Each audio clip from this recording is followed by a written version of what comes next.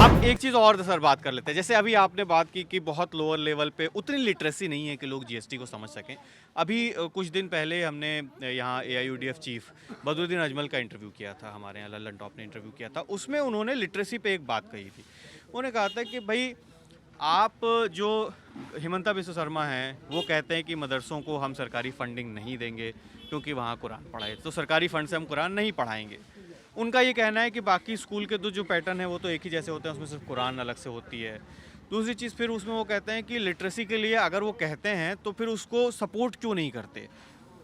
तो इस चीज़ पे, और क्योंकि मैं आपसे इसलिए पूछ रहा हूँ क्योंकि आप तो लाइव एग्जांपल हैं, आपने पढ़ाई करके इतने ज़्यादा डिपार्टमेंट्स में सर्व किया है।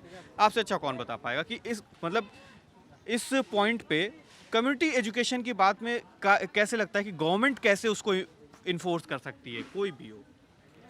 से इनफैक्ट ये जो मदरसा एजुकेशन का बारे में आप पूछ रहा है, ये बहुत ही हम लोग के लिए एक बहुत बड़ा खेद है, क्योंकि जो फ्रॉम टाइम इमेमोरियल ये चल रहा था, जो एजुकेशन में अरबिक सब्जेक्ट इंक्लूजन था और दो चार subject, it is of course ये सब्जेक्ट ही है। Exactly we can not say that this is religious subject, क्योंकि ये इंडिया में भी बहुत सा यूनिवर्सिटी में ये फारसी वगैरह लेके सब्जेक्ट चल रहा है।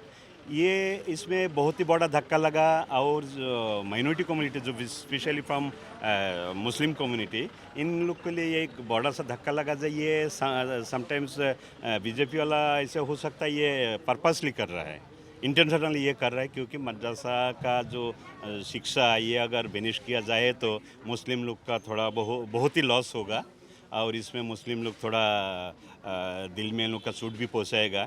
Intentionally most probably they are doing this, क्योंकि इतना साल से अगर मदरसा में ये शिक्षा चल रहा है, तो अरबिक शिक्षा चल रहा है, इसमें मैं सोचता हूँ इंडियन एजुकेशन सिस्टम में प्रोग्रेस में कोई बाधा नहीं आया। There is no hindrance at all.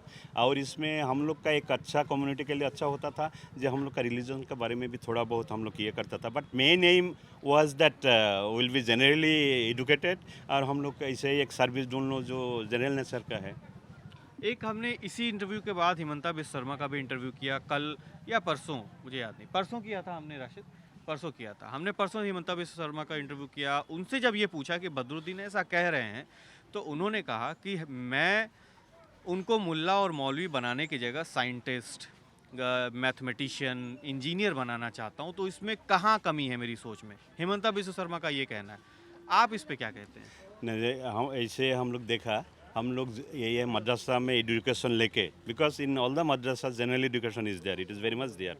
उसमें थोड़ा बहुत अरबिक लिटरेसी का ज्ञान लेके, ये नहीं कि वो इंजीनियर नहीं हो पाएंगे और डॉक्टर नहीं हो पाएंगे। ऐसे देखा गया बहुत सा genius students, they are educated in madrasa institution, बाद में वो लोग डॉक्टर भी हुआ, इंजीनियर भी हुआ। सो इसमें कोई हिंड्रेंस नहीं है। जैसे अपना आप जैसे बोला, हिमंता शर्मा जी ने बताया, जो इसमें इंजीनियर बनाऊंगा इसीलिए मदरसा हम लोग ये बेनिश करके दे। मदरसा में पढ़ के कोई इंजीनियर नहीं हो सकता है, ये तो कभी नहीं हो सकता है। मदरसा में पढ़ के भी वो लोग they can shine a lot.